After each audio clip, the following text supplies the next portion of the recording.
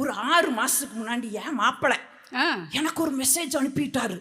அத்தை, உங்க ப்ராடக்ட் ஒழுங்காகவே வேலை செய்ய மாட்டேங்குது. யாரு? என் மகா. நான் பார்த்தேன், ஐயோ அப்பா, இது ஏதோ வில்லங்கத்துல போய் முடிய மாட்டிருக்குதுன்னு சொல்லி, மாப்பிள்ளை அந்த ப்ராடக்டை உங்களுக்கு சேல் பண்ணி பல வருஷமாய் விட்டது, வாரண்டி பீரியடும் தீர்ந்து போய்விட்டது. அந்த ப்ராடக்ட் ஒழுங்காக வேலை செய்யவில்லை என்றால் இந்த கம்பெனி பொறுப்பேற்காதுன்னு சொல்லி நானும் மெசேஜை தட்டி விட்டுட்டு உட்கார்ந்துகிட்டு இருக்கிறேன். 3 பிள்ளைங்க சேர்ந்து ஒரு அப்பனை வச்சுக்கல, 3 பேரும் பேசிக்கிறாங்க. நீ வச்சுக்கடா. ஐயோ எனக்கு நேரம் இல்லை, நான் ஓடிட்டே இருக்கிறேன், என் வீட்லயும் வேலைக்கு போறாங்க.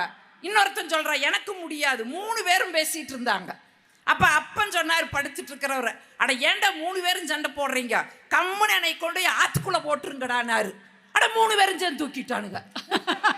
தூக்கிட்டு கொண்டு ஆத்துக்குள்ள போடுற போனாங்க. அப்ப அப்பன் சொன்னாரு, டே இங்க போடாத, கொஞ்சம் தள்ளி போடுறான்னாரு. ஏப்பான்னு கேட்டாங்க. எங்க அப்புறம் நான் இங்க தாண்டா போட்டேன்னாரு.